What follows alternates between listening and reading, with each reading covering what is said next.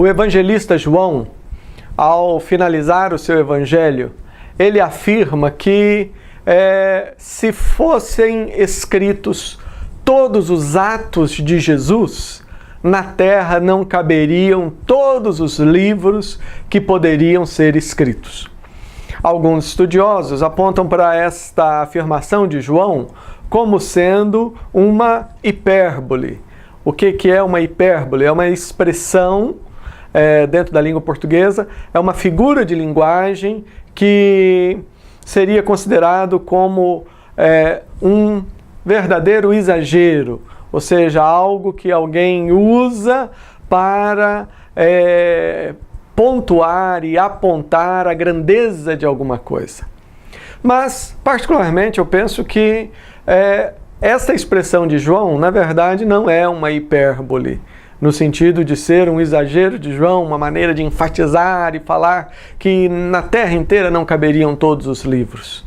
Na verdade, quando nós pensamos em Jesus Cristo como sendo o Filho de Deus, como sendo uma das pessoas da Trindade, ou seja, sendo também o próprio Deus triuno, quando nós pensamos em Jesus no seu aspecto divino, na sua natureza divina, quando pensamos na sua obra, Jesus como Messias, a natureza divina unida à natureza humana, quando pensamos no grande milagre que a encarnação representou, quando pensamos que Jesus, como nós já vimos em aulas anteriores, ele exerce as suas atividades, a sua função e o seu papel de salvador, de redentor, de eternidade a eternidade.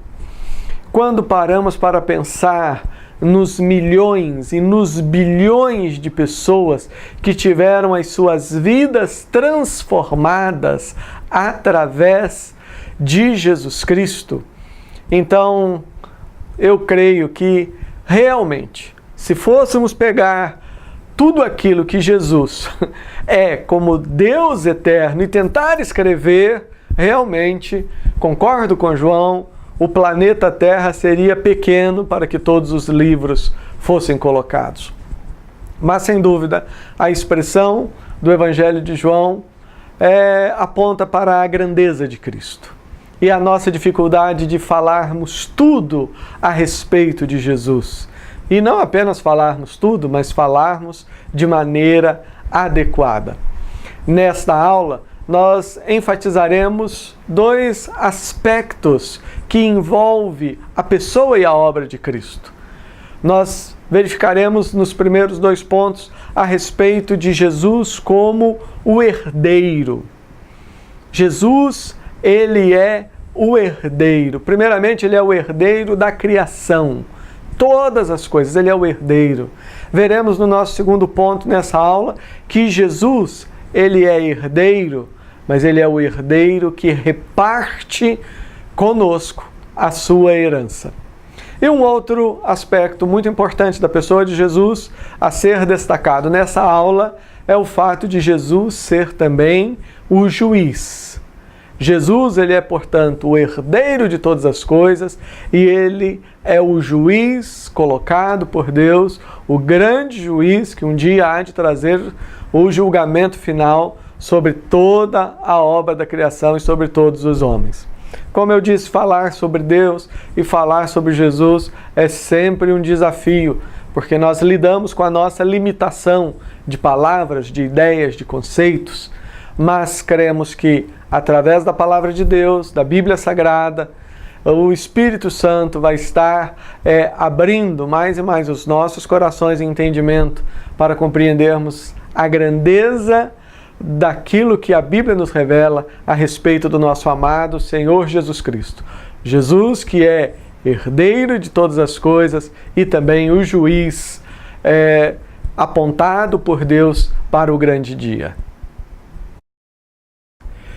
Jesus é o herdeiro de toda a criação. João, capítulo 1, os primeiros versículos, apresentam Jesus como o próprio Deus Criador, dizendo: no princípio era o Verbo, e o Verbo estava com Deus, e o Verbo era Deus. Ele estava no princípio com Deus, todas as coisas foram feitas por intermédio dele, e sem ele nada do que foi feito se fez. A vida estava nele, e a vida era a luz dos homens. Então veja só que nesse texto, Jesus Cristo é apresentado como aquele que possui direito de propriedade sobre toda a criação, por ter sido ele o Criador. Jesus, diz o texto, que estava no princípio com Deus, estava no princípio com o Pai, com o Espírito Santo, criando todas as coisas. Talvez alguém ache estranho a afirmação de que Jesus, por ter criado, ele é o proprietário de todas as coisas, mas é sempre bom lembrarmos que nós estamos falando não de três deuses, nós falamos de um Deus triuno. Um Deus que, ao mesmo tempo, é Pai, é Filho e é Espírito Santo, ainda que isso vá tão além da nossa capacidade de compreensão. Então, o texto de João é claro, dizendo que Jesus estava no princípio com Deus e todas as coisas foram feitas por intermédio dele, e sem ele nada do que foi feito se fez. E chegando no versículo 14 do capítulo 1, temos aquela afirmação maravilhosa, onde João diz: e o Verbo se fez carne e habitou entre nós, cheio de graça, cheio de glória, de verdade. Vimos a glória do próprio Deus. Mas, nesse momento, eu gostaria de chamar a sua atenção para o texto que se encontra na carta do apóstolo Paulo aos Colossenses, capítulo 1, do versículo 13 até o versículo de número 20. Colossenses, capítulo 1, do verso 13 ao verso 20.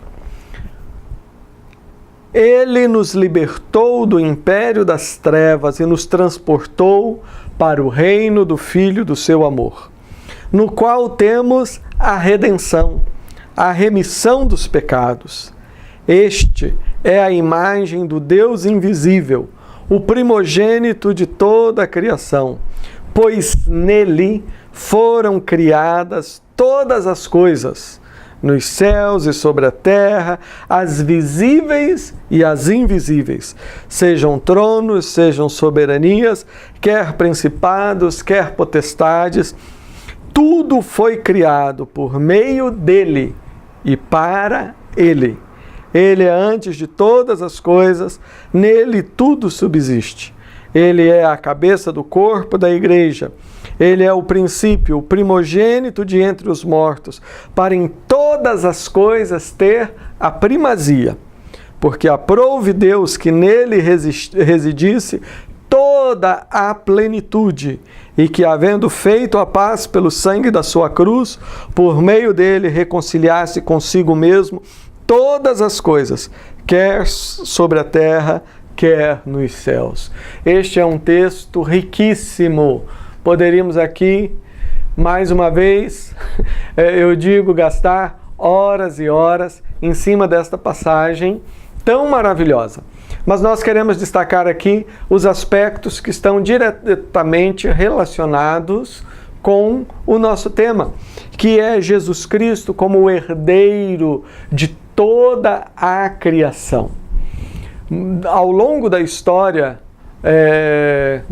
da igreja cristã, muitas heresias, muitos ensinos contrários à Bíblia têm se levantado, pessoas têm se levantado para negar a divindade de Cristo, dizendo que Jesus foi simplesmente um primeiro ser a ser criado, um anjo, alguém assim que foi criado por Deus e daí sim ele auxiliou na criação.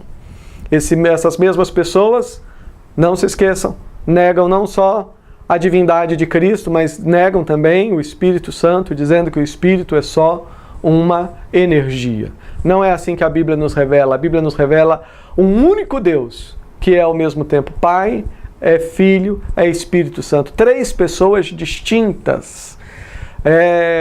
e com as suas próprias características, mas que são um único Deus. Como é que você vai entender isso? É por isso que nós falamos que nós caminhamos pela fé, firmado na palavra, e sempre enfatizamos aquela questão do paradoxo, que significa que nós jamais conseguiremos compreender tudo sobre Deus, porque falta espaço aqui na nossa mente. É maravilhoso saber que mesmo sem compreender todos os detalhes, seria impossível colocar um Deus eterno dentro de uma mente finita, o infinito dentro do finito, isso é impossível, mas é bom saber que mesmo assim nós podemos conhecer a Deus no sentido do relacionamento, um relacionamento que nos foi aberto através de Jesus Cristo. E é por isso que o texto diz que Jesus, o Pai, por meio de Jesus, nos libertou do império das trevas e nos transportou para o reino de Jesus, o reino do Filho do seu amor. Em Jesus nós temos a redenção e a remissão dos pecados. É maravilhoso quando nós entendemos, lendo principalmente a carta aos Romanos, que a redenção conquistada por Cristo envolve não apenas nós, aqueles que creem em Cristo, mas envolve toda a criação, tudo aquilo que foi criado. E diz aqui que Jesus, ele é a imagem do Deus invisível, o primogênito de toda a criação.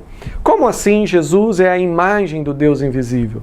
Vamos nos lembrar aqui do grande milagre que é a encarnação.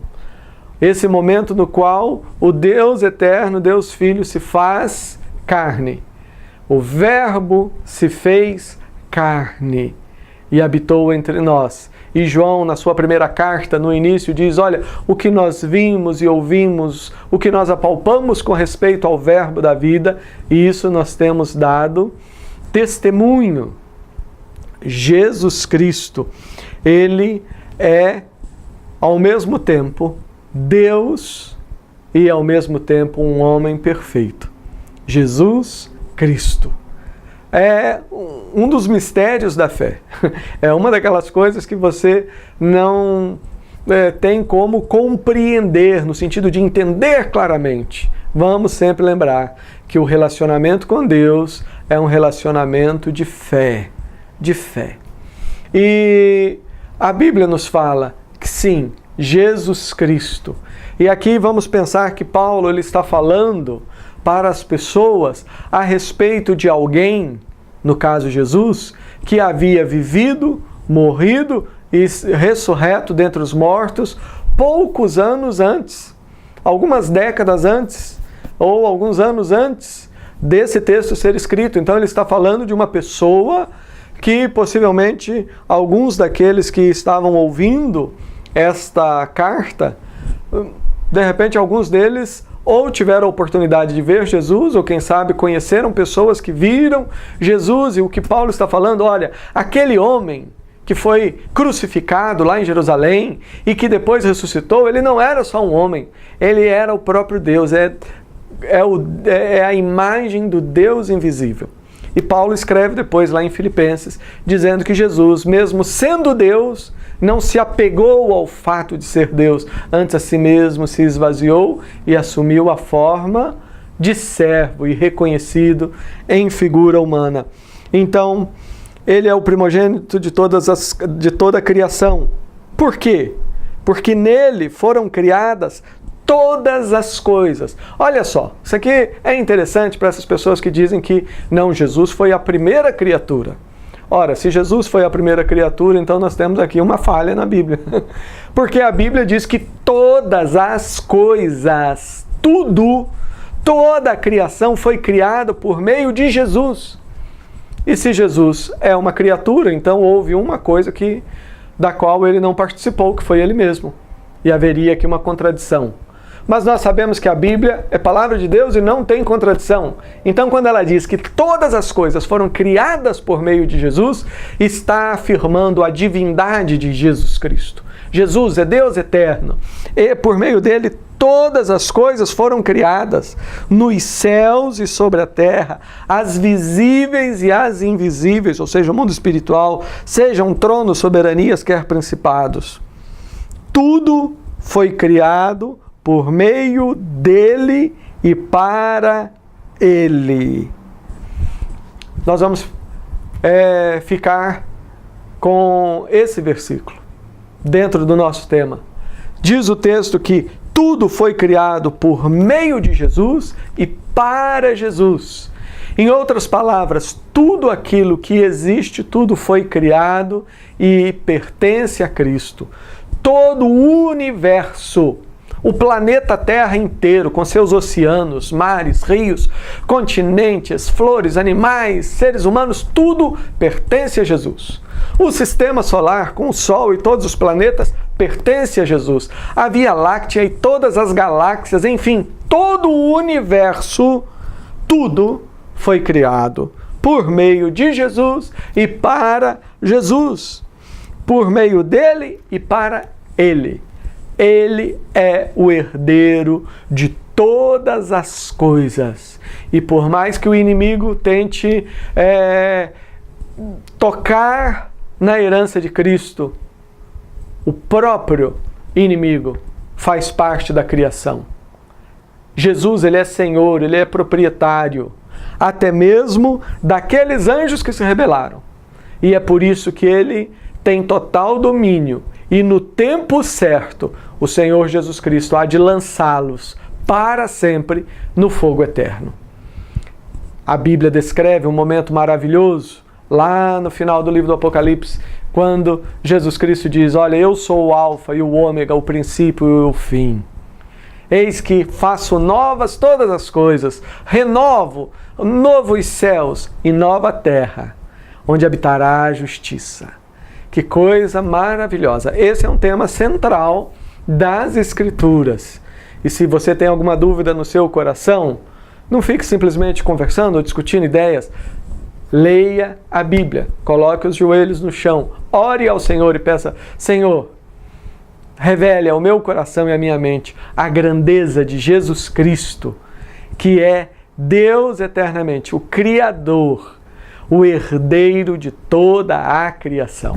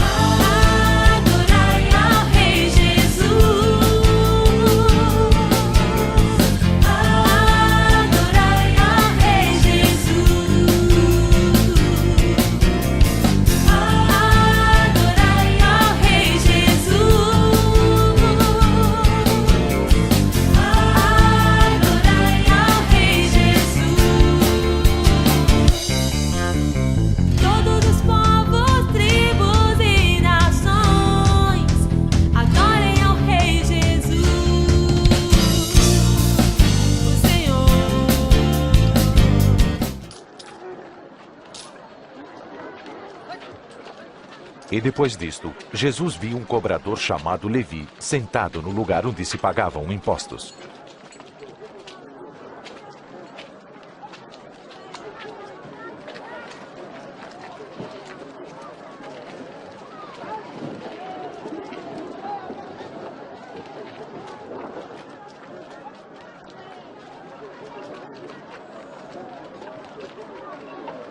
Venha comigo.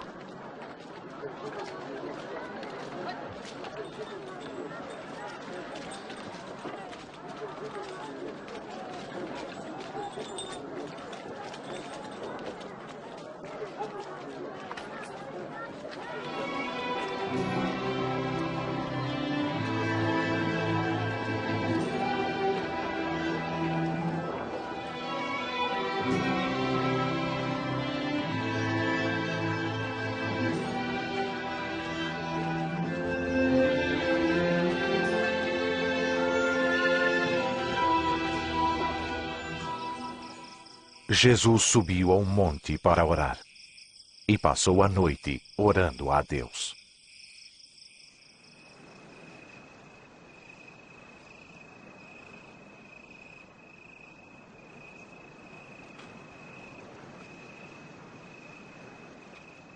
Quando amanheceu, escolheu 12 discípulos e deu-lhes o nome de apóstolos.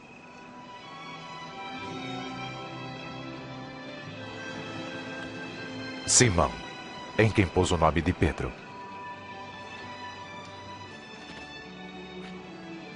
Seu irmão André. Tiago.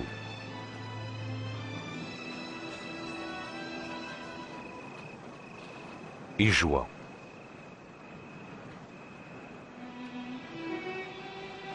Filipe. E Bartolomeu. Mateus.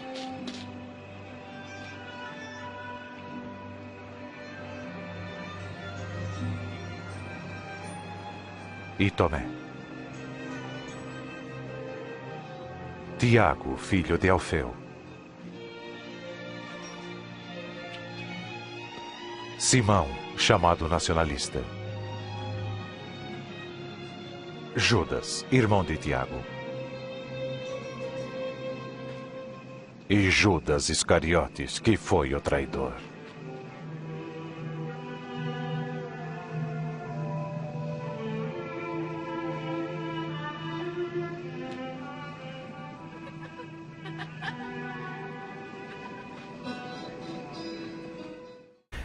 Jesus Cristo não é apenas o herdeiro de todas as coisas, mas Jesus é o herdeiro que reparte conosco a sua herança. Através da obra de Cristo, nós fomos remidos, salvos e adotados por Deus, recebidos no número dos filhos de Deus, tendo direito à herança conquistada por Cristo. Romanos capítulo 8, do versículo 14 ao 21, nos diz: pois todos os que são guiados pelo Espírito de Deus são filhos de Deus. Porque não recebestes o espírito de escravidão para viverdes outra vez atemorizados, mas recebestes o espírito de adoção, baseados no qual clamamos: Abba, Pai. O próprio Espírito testifica com o nosso espírito que somos filhos de Deus. Ora, se somos filhos, preste bem atenção. Ora, se somos filhos, somos também herdeiros de Deus e co-herdeiros com Cristo. E se com Ele sofrermos, também com Ele seremos glorificados. Porque para mim, tenho por certo que os sofrimentos do tempo presente não podem ser comparados com a glória a ser revelada em nós. A ardente expectativa da criação aguarda a revelação dos filhos de Deus, pois a criação está sujeita à vaidade, não voluntariamente, mas por causa daquele que a sujeitou, na esperança que a própria criação será redimida do cativeiro da corrupção para a liberdade e glória dos filhos de Deus. Você já tinha lido esse texto? É claro que sim, creio que todos leram. Mas você já prestou atenção naquilo que o texto nos fala? Quando nós lemos a Bíblia, nós temos que fazer isso em oração, mas prestando atenção. Às vezes as pessoas leem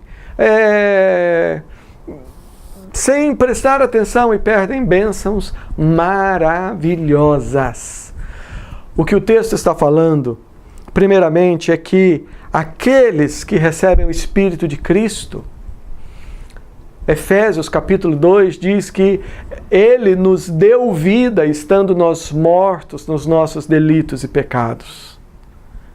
Filipenses nos diz também que aquele que começou a boa obra em nós há de completar até o dia de Cristo Jesus. O que significa isso? Significa que a salvação é um milagre. É Deus, pela sua graça, nos dá o seu Espírito, o Espírito de vida. E nós então entendemos e nós cremos. E é o próprio Deus que nos diz que é a bondade dele que nos conduz ao arrependimento. Que grande milagre! é este. E é maravilhoso saber que mesmo sem nós conseguirmos entender isso bem com a nossa lógica, todo mundo que tenta entender essas coisas de uma forma lógica, encaixando tudo e dando explicação para tudo, acaba perdendo parte da bênção.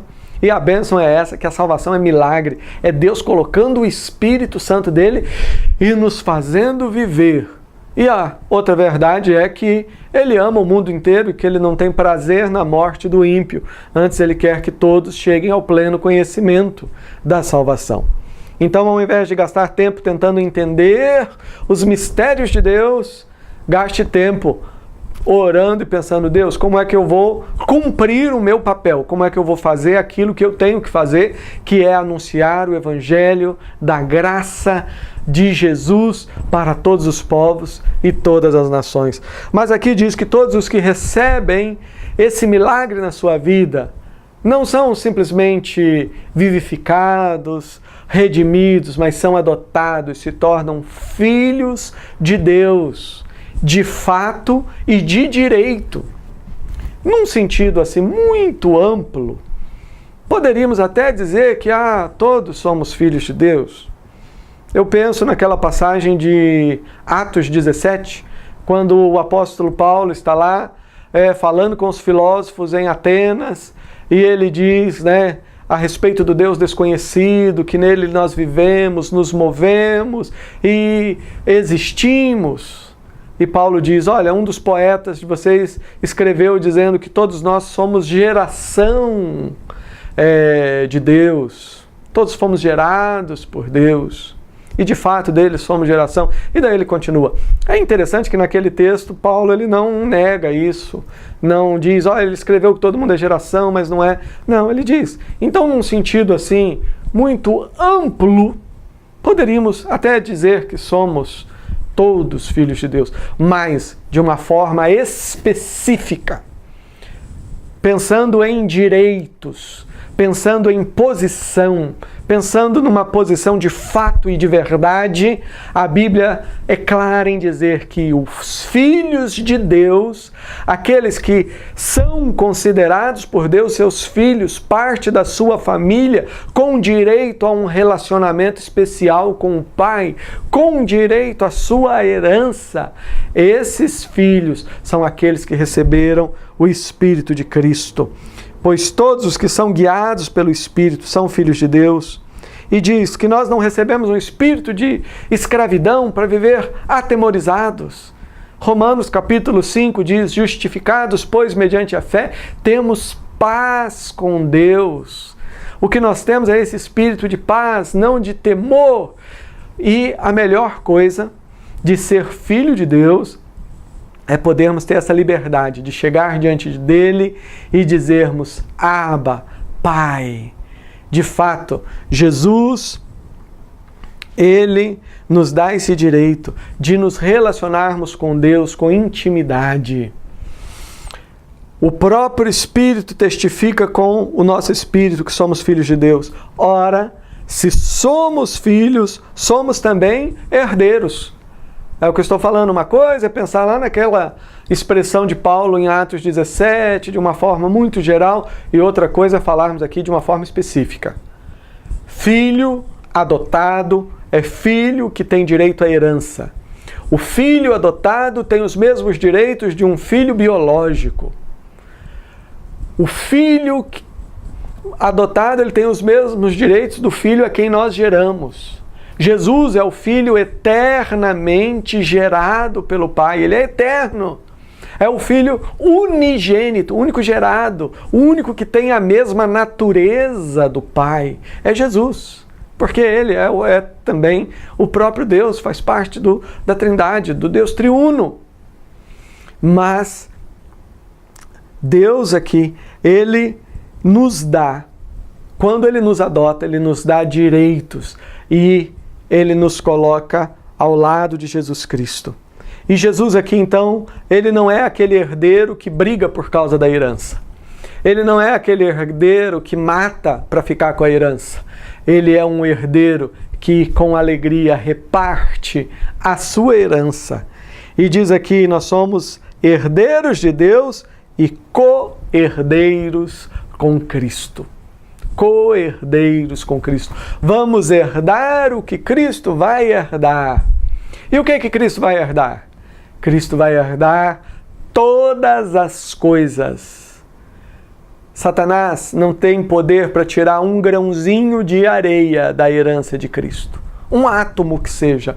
Tudo pertence a Cristo, será restaurado, é herança de Cristo. E isso é o próprio texto que diz aqui, que diz que existe em toda a criação uma expectativa ardente, aguardando a revelação dos filhos de Deus. Em outras palavras, você não sabe, você que tem Cristo, nós não temos consciência ainda de quem nós somos. Deus nos fez muito grandes e nos fez para um propósito maior ainda. E a criação, que agora geme por causa do pecado, ela aguarda esse dia maravilhoso, quando, através da ação de Deus em Cristo, aquilo que somos será revelado. E diz aqui na esperança, presta atenção, versículo 21, grava isso, escreve isso, pede para Deus escrever isso no seu coração. Diz aqui, Romanos 8, 21, na esperança de que a própria criação será redimida do cativeiro da corrupção para a liberdade da glória dos filhos de Deus. O que o texto está falando? Que a redenção não é apenas para seres humanos, mas a redenção é para toda a criação. E o que é a criação? É só abrir sua Bíblia na primeira página, Gênesis 1, Gênesis 2, aqui você tem a descrição bíblica, a definição bíblica do que é criação. A Bíblia está falando que toda a criação será restaurada. Coisa maravilhosa, tudo de precioso, maravilhoso que existe ao nosso redor, a natureza, plantas, animais, tudo, enfim, toda a criação aguarda a sua redenção. Redenção. Que coisa maravilhosa. É por causa disso que haverá aquele dia onde Jesus, o Alfa e o Ômega, fará novas todas as coisas, porque tudo pertence a Ele. E naquele dia, com vestiduras brancas, ou seja, purificados pela obra de Cristo e não pelo nosso esforço, nós estaremos habitando eternamente com Ele, para a honra e glória de Deus, para a alegria do Pai, que estará conosco e para a nossa alegria eterna.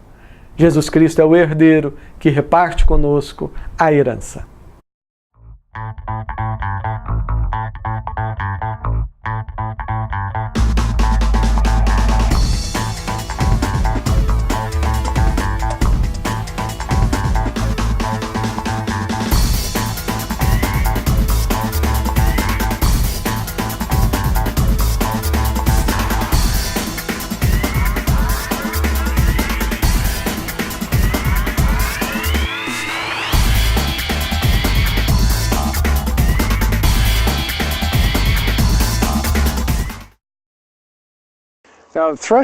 O trabalho de debulhar era mais do que necessário e tinha que ser feito com a cabeça do trigo, como essa. Não se pode moer tudo isso e transformar em farinha para fazer o pão. É preciso quebrar e separar cada elemento do trigo. Quebrar dessa forma, como os discípulos faziam nas searas. Quando você separa e debulha o trigo, os grãos amarelos começam a aparecer. O trigo era levado para a parte oeste da cidade para ser debulhado. Nessa área, normalmente, o vento da tarde sopra mais forte e ajuda no processo de limpeza do trigo. O processo é feito por uma mula e uma tábua de debulha que em círculos vai esmagando a cabeça dos grãos, separando seus componentes até que fiquem somente a casca ou palha e o trigo propriamente. Depois disso, vem o trabalho de separar a palha, para que tenhamos todo o trigo junto, limpo e purificado. E o primeiro estágio é pegar um garfo e jogar assim, jogar tudo para cima e deixar que o vento sopre as palhas, que são leves. Sobram então o trigo e alguns pedaços de pau e pedra. Esse resto é então peneirado, ficando somente o trigo na peneira ao final do processo. Você deve ainda quebrar algumas cascas para que finalmente tudo esteja purificado. No Velho Testamento, os profetas usavam de vez em quando essa imagem. Onde existe um povo impuro, estrangeiro ou não, Deus tem que colocá-lo num campo para ser debulhado. Só assim, as pessoas serão purificadas para se tornarem dignas dele. Jesus Cristo é o juiz do mundo. É o juiz que há de julgar, é aquele que dará a palavra final sobre toda a criação. Jesus Cristo é juiz. Mateus, capítulo 25, a partir do verso 31, é um dos vários textos bíblicos que falam sobre este momento. Quando vier o Filho do Homem na sua majestade e todos os anjos com ele, então se assentará no trono da sua glória, e todas as nações serão reunidas na sua presença, e ele separará uns dos outros, como o pastor separa dos cabritos as ovelhas, e porá as ovelhas à sua direita, mas os cabritos à esquerda. Então dirá o rei aos que estiverem à sua direita: vinde, benditos de meu Pai, entrai na posse do reino que está preparado para vós desde a fundação do mundo. Lembre-se daquele texto, Apocalipse 13:8, que diz que Jesus foi morto antes da fundação do mundo. E ele foi morto antes da fundação do mundo para nos preparar esse reino desde a fundação do mundo. Porque tive fome, me deste de comer, tive sede, me deste de beber, era forasteiro e me hospedaste, estava nu e me vestiste, enfermo e me visitaste, preso e fostes ver-me. Então perguntarão os justos: Senhor, quando foi que te vimos com fome e te demos de comer, ou com sede e te demos de beber? E quando te vimos forasteiro e te hospedamos, ou nu e te vestimos? E quando te vimos enfermo ou preso e te fomos visitar? O rei respondendo lhes dirá: em verdade vos afirmo que sempre que o fizeste a um destes pequeninos irmãos, a mim o fizeste. E daí nós temos Jesus na passagem falando a mesma coisa agora aos que estão à sua esquerda, dizendo: apartai-vos de mim, malditos, para o fogo eterno. E repete as mesmas coisas: tive fome, tive sede e não fui cuidado por vocês. E eles vão perguntar quando, e Jesus também dará a mesma resposta. O que nós queremos enfatizar aqui é que Jesus é juiz. E a palavra de Deus nos exorta: quem somos nós para julgarmos os servos alheios? Ou seja, todos pertencem a Jesus. Eu não posso julgar, graças a Deus, porque esse peso não está sobre os nossos ombros. Embora, infelizmente, as pessoas tenham o mau hábito de julgar o seu semelhante. Nós não somos juízes, mas Jesus, ele é o perfeito juiz. E aqui é interessante que o texto não está falando de salvação através das obras ou salvação através dos méritos. Tanto é que quando ele disse: olha, venham, benditos do meu Pai, porque eu tive fome, me deste de comer, sede, me deste de beber, e assim por diante, é interessante que os justos irão falar: Senhor, quando é que nós te vimos e fizemos essas coisas? E Jesus diz: toda vez que você faz isso a um dos meus pequeninos irmãos, você está fazendo a mim. Em outras palavras, os justos aqui, eles são justos porque foram justificados pela obra de Cristo. E aí está uma regra de interpretação: a Bíblia se explica pela própria Bíblia. E Romanos 5 nos diz que nós somos justificados por meio da fé mediante Jesus Cristo. Mas voltando para o texto de Mateus, nos mostra que o justo é aquela pessoa que não está fazendo as coisas já esperando ser retribuído, esperando comprar a salvação. Porque se fosse assim, naquele momento, quando Jesus falasse, olha, venham porque eu tive fome, me deste de comer, e assim por diante, eles simplesmente estariam cheios de orgulho e atenderiam sem fazer perguntas. Porque na mente deles estaria, olha, realmente, ó, eu fiz isso, eu ajudei tanta gente, e é por isso que agora eu fui escolhido. Mas não, veja que a reação deles é outra.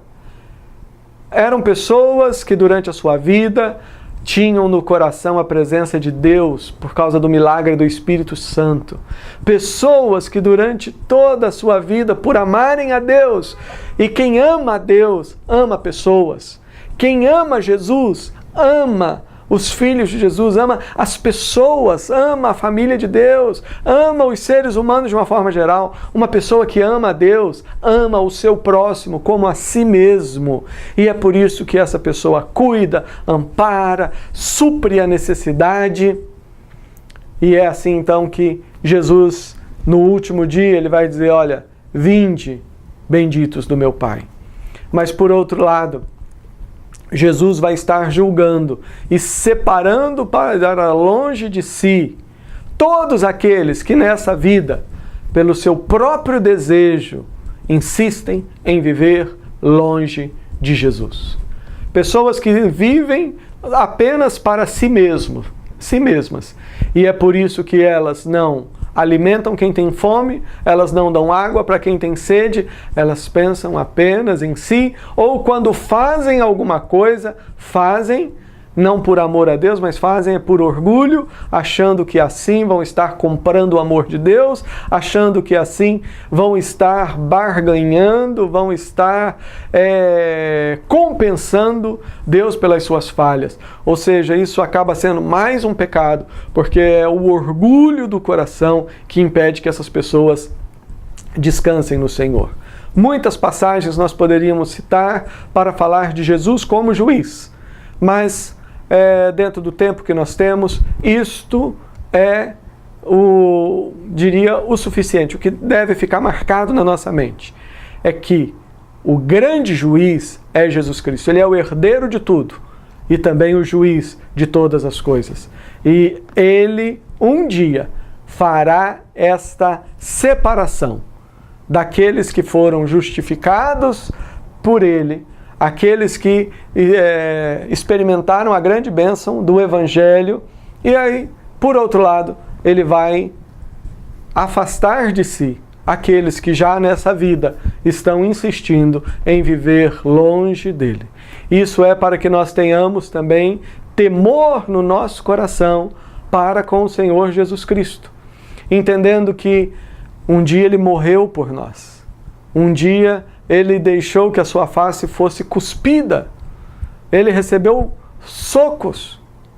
Um dia ele permitiu que a sua vida fosse derramada na cruz. Mas ele ressuscitou, subiu, está assentado à direita de Deus. Hoje, Jesus exerce ainda a sua função de advogado, de sumo sacerdote. Intercede por nós perante o Pai. Mas a Bíblia é clara em falar que um dia Jesus, e cremos que isso será em breve, há de se revelar também como o juiz do mundo, trazendo a resposta final sobre todas as suas criaturas. Nessa aula, vimos, portanto, Jesus Cristo como herdeiro e juiz. Jesus, ele é o herdeiro de toda a criação. Todo o universo pertence a Jesus, é a herança de Jesus. Toda a criação está aguardando a sua redenção. Novos céus e nova terra. É a grande promessa que a palavra de Deus nos dá. E isso é que nos dá esperança e alegria de saber que nós estaremos para sempre com o Senhor, usufruindo da herança do nosso Pai. A nossa alegria é e sempre será estar com o Pai. E a alegria do Pai é repartir com os seus filhos. A alegria de Jesus é repartir conosco também a sua herança. O bem mais precioso que um filho pode ter é a presença do Pai. O bem mais precioso que nós temos como filhos de Deus não é outra coisa, mas é o próprio Deus, o próprio Espírito Santo vivendo em nós, o próprio Jesus ao nosso redor. Jesus, ele é o herdeiro que reparte conosco a sua herança. E Jesus também é o juiz do mundo. Aquele que há de ser revelado em breve, fazendo um fecho final à história da humanidade, à história da criação, nesse período onde ainda há a presença do mal e a presença do pecado. Mas nós já somos eternos. Eternos para viver na presença de Deus, eternos para vivermos separados de Deus, mas nós já somos eternos e nós caminhamos com essa perspectiva da eternidade. E é desse jeito que o nosso coração pulsa, bate com força, com alegria, com esperança, porque somos filhos de Deus, herdeiros de Deus, co-herdeiros com Cristo. Que Deus, através do Espírito Santo, derrame sobre todos nós a bênção de compreendermos a grandeza desta revelação que a palavra de Deus nos dá.